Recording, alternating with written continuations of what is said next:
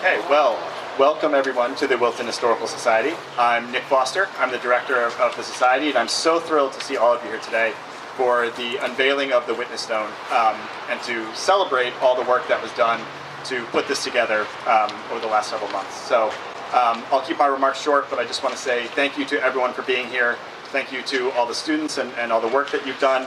Thank you to all the churches for partnering with this, and we're just so thrilled that we're able to acknowledge this history and to have this stone placed in a communal site that will hopefully continue to spark conversation and to continue to be a resource for people to understand the history that happened here. So without further ado, I'll pass it off to the real stars of the show today. I'd like to welcome Reverend Dr. John T. Morehouse from the Unitarian Universalist Congregation in Western. Thanks, Nick. Hello, everyone. Hello, hello. What a beautiful day. When Nate Pollock, our lead for faith formation, came to me with this idea, first I didn't understand what he was talking about. And of course, as we got talking more, and he talked about the collaboration with congregations, at least one congregation here in Wilton, I was very excited because for one thing, I think that interfaith cooperation is going to be the future for religion in America, generally speaking. And this sort of work that can be done to recognize the lives of those who were enslaved unjustly by our ancestors is a step towards the justice making that I think we all need to do. And our congregation is very, very much in favor of that work and continuing that work, as I'm sure all of you are. That's why you're here today.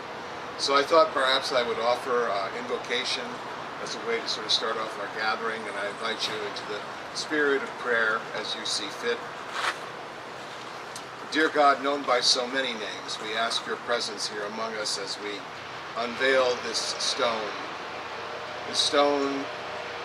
that is a witness to the life of a man who was unjustly enslaved, as were his ancestors, but who has been recognized in history and brought here in the spirit of love and reconciliation and repatriation.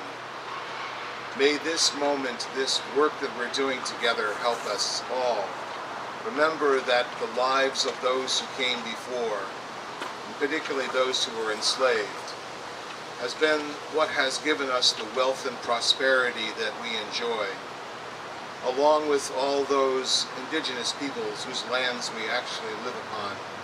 Let us remember that we are here but for the graciousness of their spirit, and we are here to help make that understanding greater for all. So may it be, now and always. Amen. Who's next?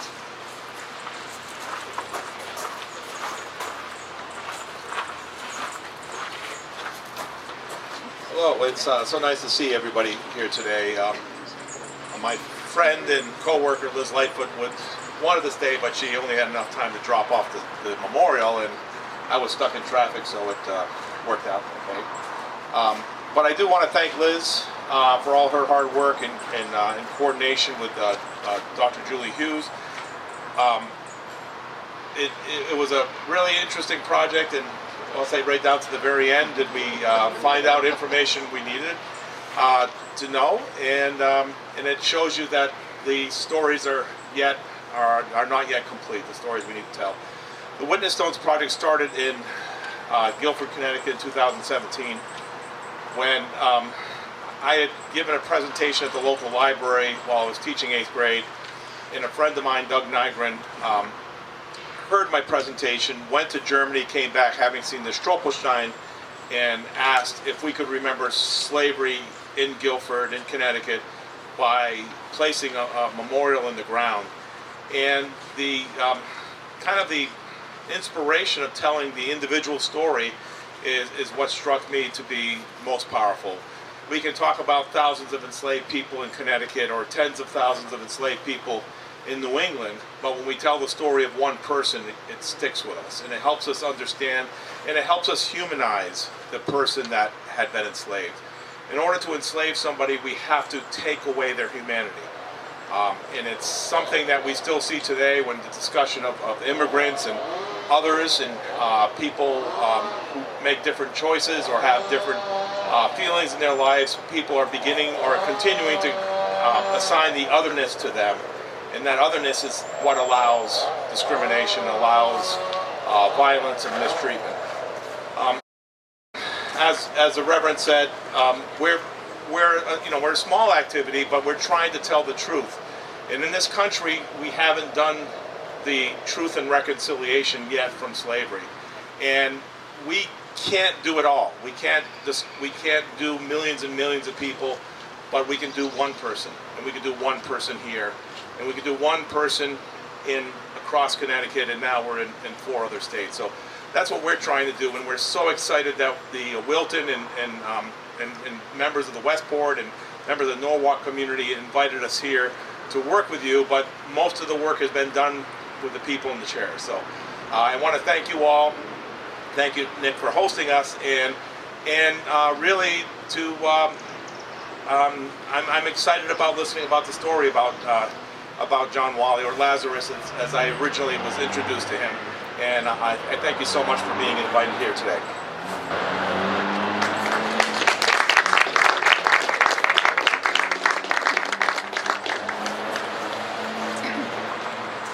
Over 2 years ago, the Social Justice and Racial Healing Group at St. Matthew's Episcopal Church began to explore how we might engage with the Witness Stones Project as one avenue of our exploring our church's complicity with racism over the course of history since the church's founding in 1802. We recognize that during the 17th and 18th century, many individuals, including clergy and local communities, had enslaved others, indigenous and African. In Connecticut, our towns were settled for the most part by Puritans, who came to be known as the Congregational Church, and soon after the Church of England that became the Episcopal Church. As Henry Louis Gates Jr. has said, quote, "The story of the African American people is the story of the settlement and growth of America itself, a universal tale that all people should experience. Our youth are the present as well as the future, and we knew this project was one we could not and should not do alone. So we began to seek partners from neighboring congregations. As people of faith, no matter our doctrine or belief system, we all believe in the dignity of every human being. Every faith group we contacted was very interested in joining the project and engaging their youth. However, due to the ongoing pandemic, many were not able to commit to our efforts, but several did. And in the spirit of collaboration, we give thanks to all who supported this work in a multitude of ways, spiritually, financially, and educationally, especially the Episcopal Church in Connecticut, St. Matthew's Episcopal Church, Unitarian Universalist Congregation in Westport, St. Paul's on the Green in Norwalk, Wilton Historical Society, and Dr. Julie Hughes, whose research provided us with more than we could ever have thought of or imagined. The Witness Stones Project is about education. Our young people and adults learned so much about the horrors of slavery in Connecticut, as well as the agency many enslaved persons exhibited. Quote, "Education means emancipation. It means light and liberty. It means the uplifting of the soul of man into the glorious light of truth, the light which men can only be free." Unquote, from Frederick Douglass. Thank you all for coming today and helping us uplift the soul of one man in particular, John C. Wally. Now I'd like to introduce Dr. Julie Hughes.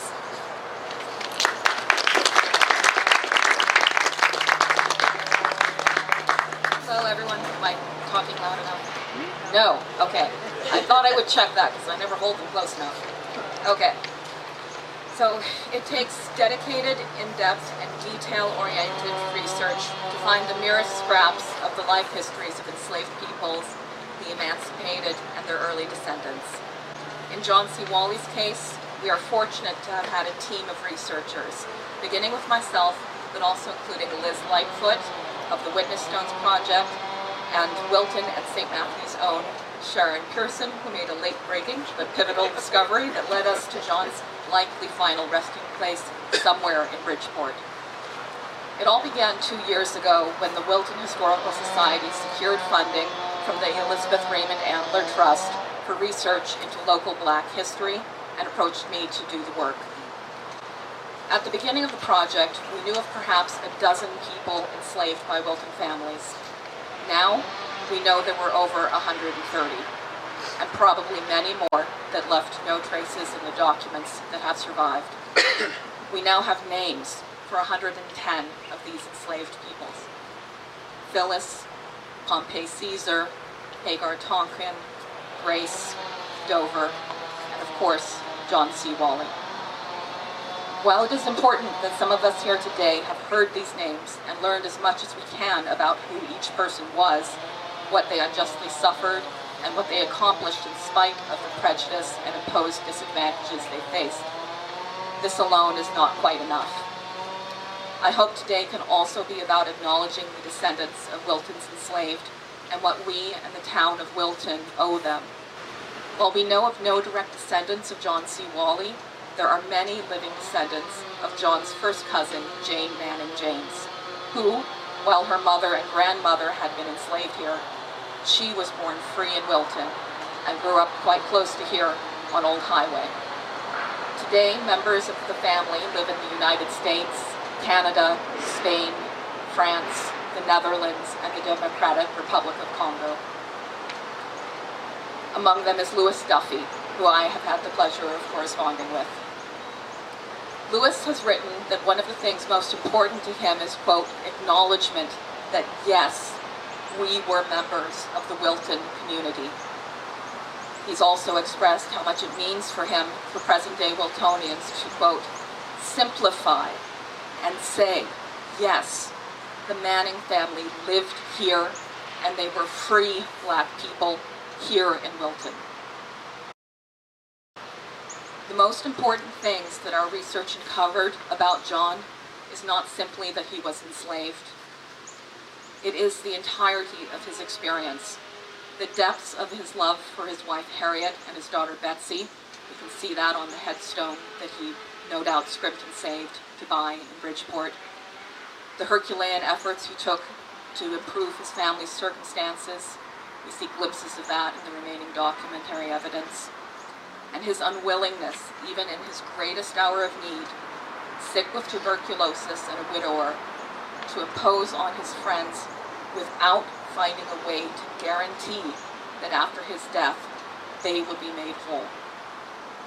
We should all loudly declare ourselves very proud to be able to claim John as a Wiltonian.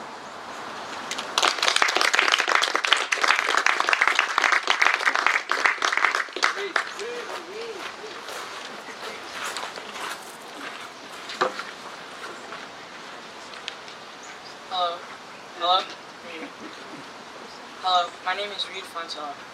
Did you know that even some enslavers thought their own practices of slavery were horrible? That's how awful it was.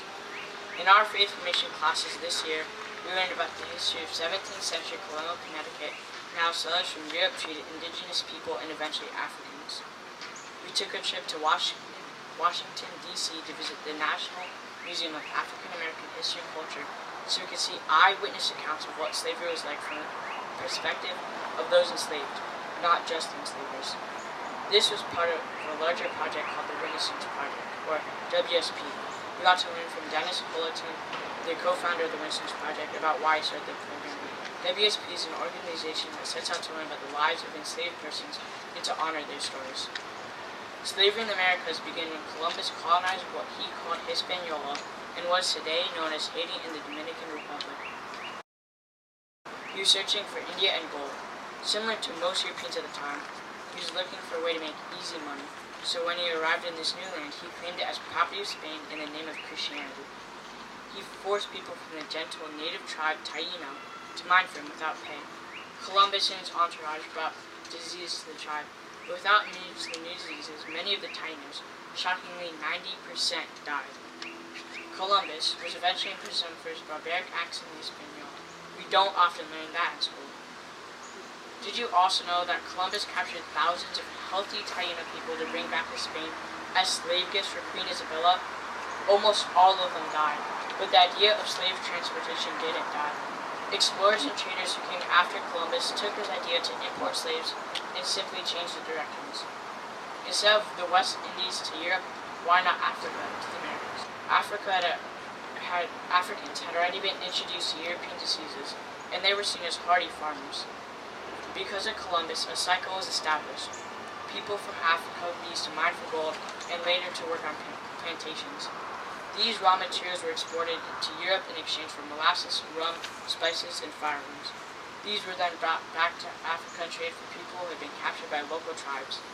The captured Africans were shipped west and used to start the cycle again. This cycle, or triangle trade, continued for 2 whole centuries.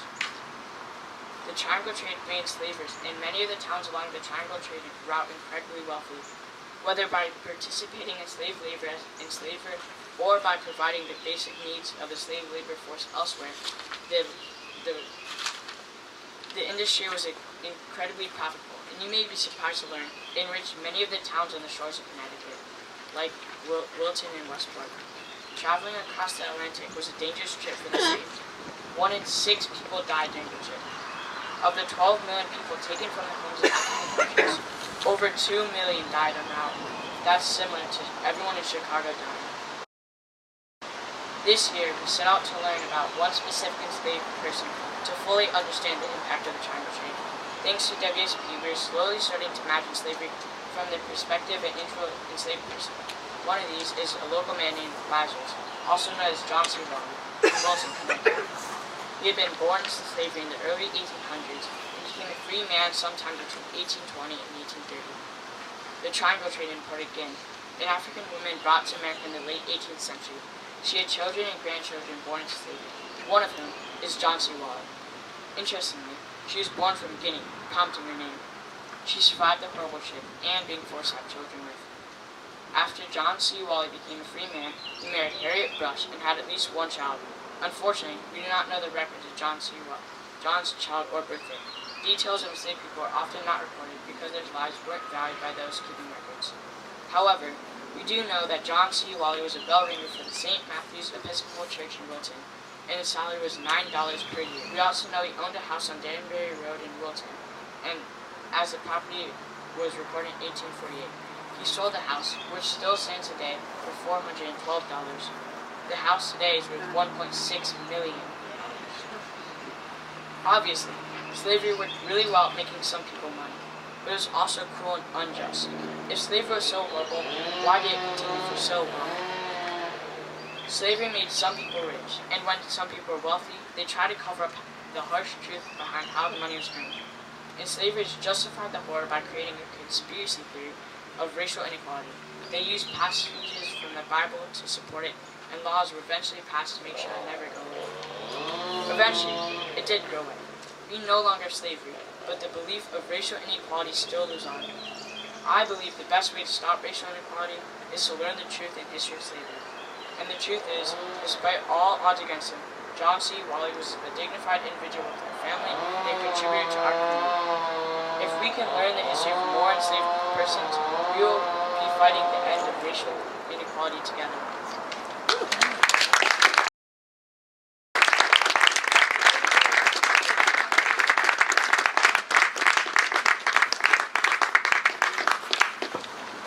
Hello? Great. All right, so we have 4 more people, so I'm going to make this very, very quick. Trust me, those 4 more people, it will be a long ceremony. All right. The year is 1859. At his bedside, Sarah Cam prays for her friend and neighbor. Tuberculosis is a serious disease. The doctor's voice was clear inside her head. There's nothing you can do about it, unfortunately. John C. Wally, a free man of color, husband of the deceased Harriet Wally, and father of Samuel Wally, then died. John C. Wally was first documented as an enslaved boy named Lazarus, which was scrawled across slips of paper left by one of his master's descendants. You'd sort of be amazed on how many stuff we can learn from master's descendants. He grew up being owned in Wilton by Ebenezer Abbott II, who is listed as owning 3 slaves in 1790, 2 in 1800, and 1 in 1810, and 1 in 1820. Abbott gave Lazarus to his son, Nathan, who was rumored to be in cahoots with the devil himself.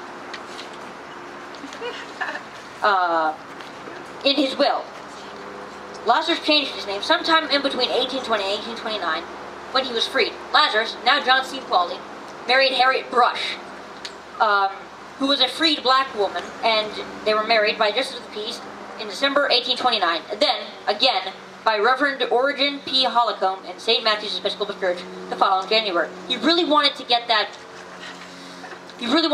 legal, so nobody could really deny it. Like, he's getting everybody to marry him, everybody possible. The church is now part of the Webco complex here in Wilton, but was originally on Route 7, which is about that way. The church now on the property is the second of 3 versions of St. Matthew's. John C. Wally worked for the first version, made of wood, resembling the Wilton Congregational Church, and every other Congregational church this side of the Mississippi River. You'll be hard-pressed to find a town in New England that does not have one of those churches. The second one was made of stone, which was recently sold and is now no longer a church. The third is made of white brick and is now part of the Webco complex today. Where am I? John was paid an annual salary of $9 to ring the church bell, sweep the floor, and start the fire to warm the church, which was especially important in the winter. He appears as a freed head of household of 3, himself, his wife, and his son Samuel Solomon Wally, who was baptized at St. Matthew's in 1842. He then worked as a free man, possibly tending to horses belonging to Daniel Betts. John purchased 0.5 acres of land with a dwelling on it across the street from Betts' home and next to it and next door to Betts' own stables. This was very near to St. Matthew's, which is probably why he continued to work there for a while. When Daniel Betts passed away, in its will, it stated that the 0.5 acres of land that was previously gifted to John C. Wally was to be passed on to John C. Wally, ensuring that Wally would continue to live on that property, no matter who said you can and cannot live there. Then, soon after this, John sold the property for a tidy profit and disappeared without any records of him or his family. For 175 years, no one knew what became of Harriet, Samuel, and John Wally. Until, a short time ago, at the time of writing, Mrs. Sharon Pearson, who was updating the Wilton Historical Society, who was updating the Wally family tree, she stumbled upon a hint under Harriet Wally. Investigating, she found out that Harriet and an unknown daughter to us, named Betsy, had died and were buried in Bridgeport.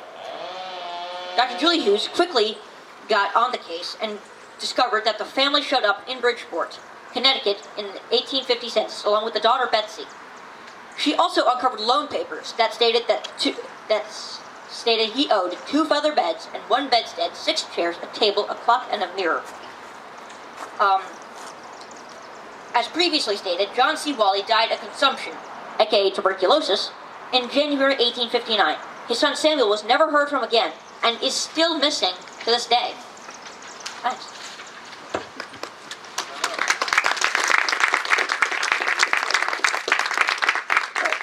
I'd like to introduce the next speaker, who I definitely know who it is. The Witness Stones Project Teacher Acknowledgement by Nate Powlek. Thanks.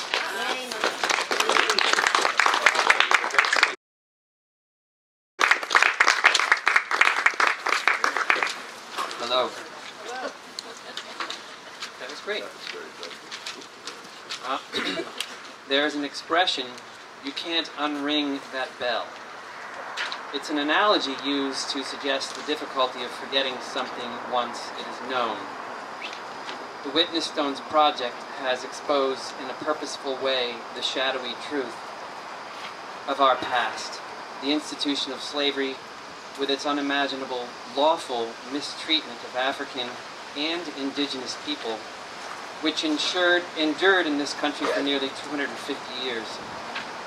The intentional redaction of the particulars of this history from our common history books and basic vital records now has been unsealed for us, revealing this great stain and opening our eyes in head-shaking bewilderment.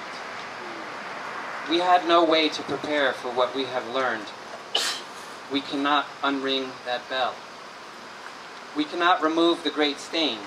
It is our birthmark, the blemish on our face, the country's face, that we have tried to cover up with foundational makeup since our founding.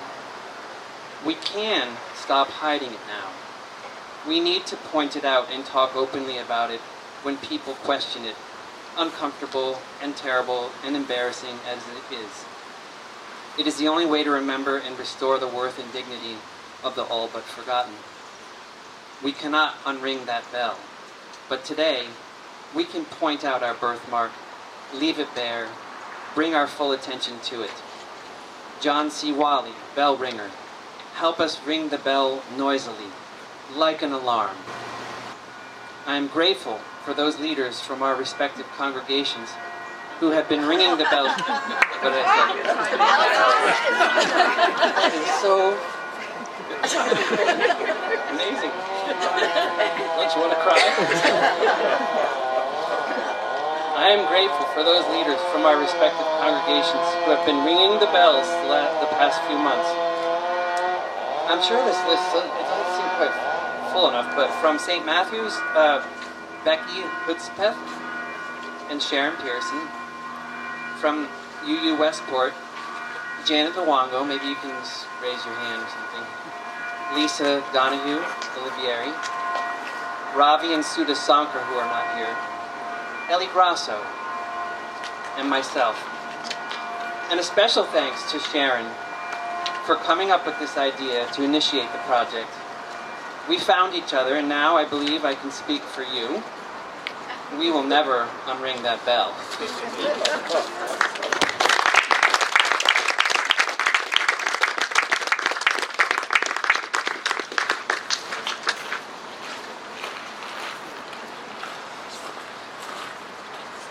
Is this on? Is it Real on? real close to your mouth. Really close. How is that? Even closer part.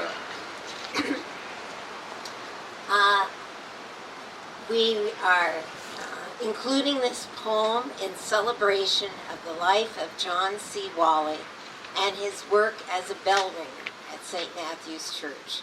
And the extra sound effects are just a wonderful addition.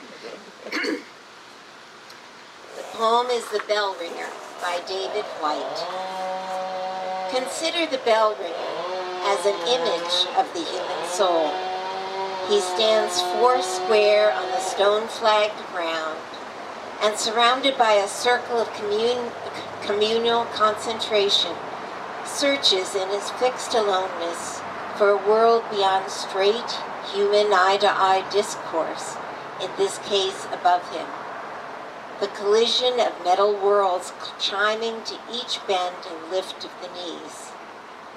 Letting his weight bear down on the rope, creating out of the heave and the upward pull, a hollowed-out brass utterance, a resonant, ongoing argument for his continued presence, independent of daily mood or the necessities for a verbal proclamation. Consider the reason for his continued attendance to the art.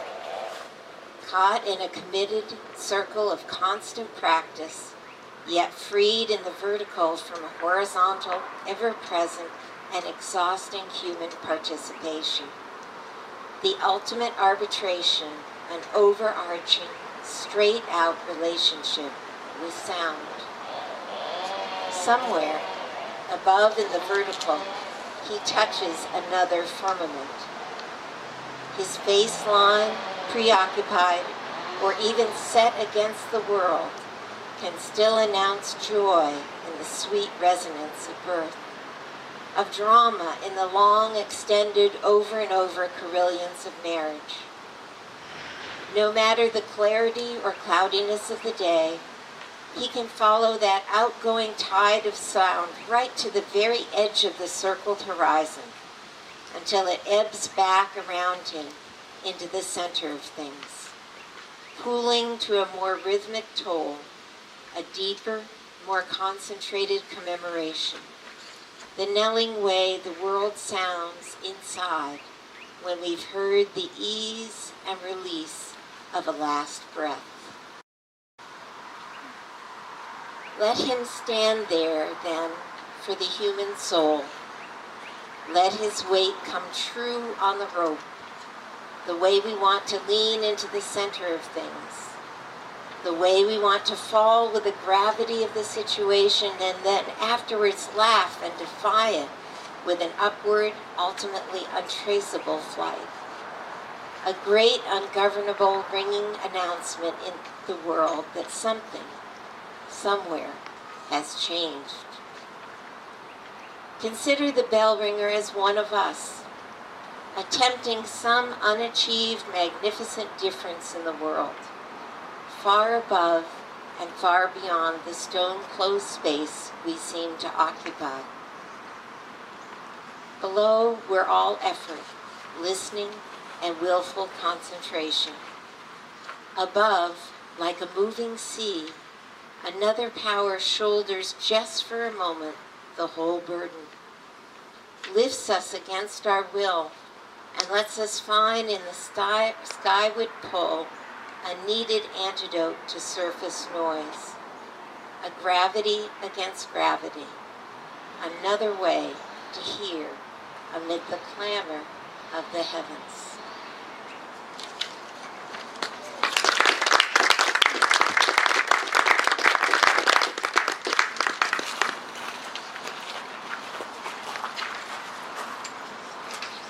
So now we're going to unveil the stones. So if the young people who participated in that want to come forward, John, you too. And I'm going to switch this up from what I told you before because we're all here and we've got a microphone. Come on up. If one of you wanted, who decided who was going to do what? We're going to stay here to do this, and then we're going to do after we have a closing period. Then we're going to move. Okay? Okay. Since we have a microphone. Okay.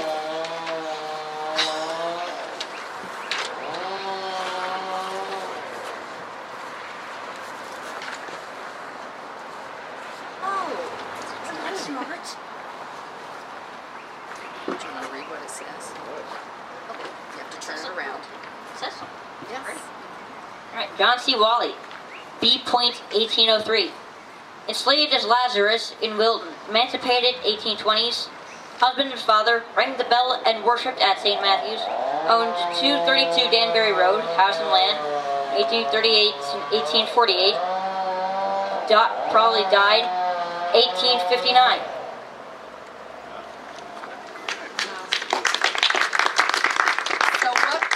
What we'll do is, after we have our closing prayer, these young people, you can unveil it if you want now, are going to carry it down to where it will hopefully be.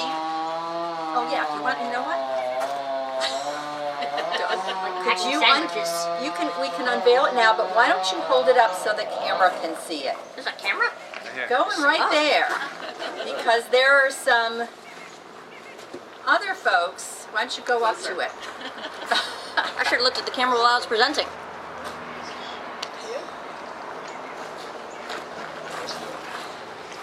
And then we're going to follow the young people as they bring the stone to where it will eventually reside.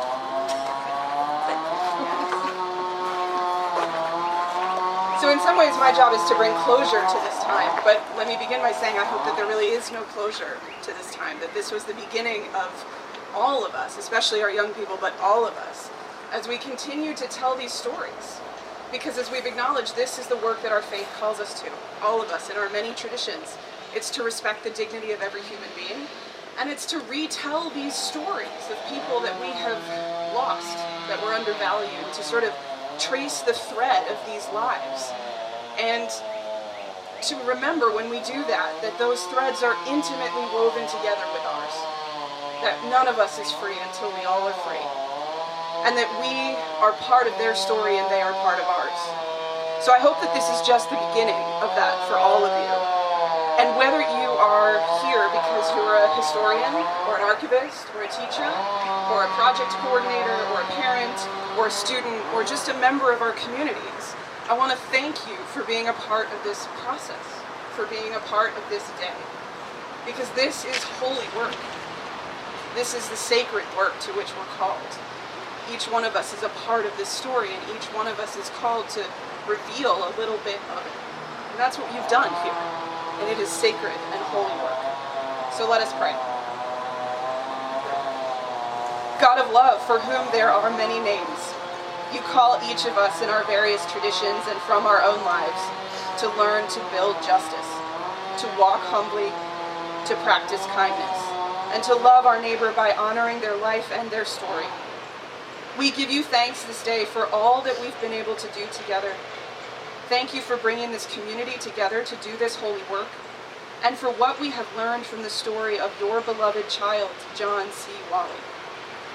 Give each one of us the strength to continue to do this work, to lift up the voices of those who have been silenced, to tell the story of those who have been erased, to champion those who have been underserved and undervalued, and to learn in our own time to build justice for all people.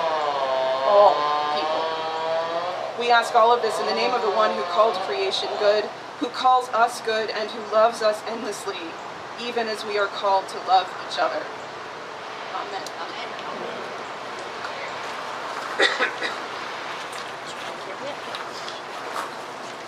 So Reed will lead us out to where... I will say on behalf of the Historical Society, we are thrilled to have the stone here. It's a great, it'll be a great way to continue the conversation, as we just alluded to, and to be able to get people to start thinking about not only John C. Wally, but everyone we've been able to uncover. The stone will be placed here in this great shady spot under the tree. This is a frequently a central gathering place for the Historical Society for many of our events. So it will be a place where the stone will be very visible, and we're hoping to add additional interpretation. A sign that will go on the side of the building that will hopefully connect to more information that we've been able to cover, a lot of Julie's research, and again, allow people to engage thoughtfully with everything that we've been able to uncover, everything the students have been able to uncover, and again, hopefully be a place that we can have a dialogue about what this country and what this community can do to further honor the people that we've uncovered. So, was that a raised hand?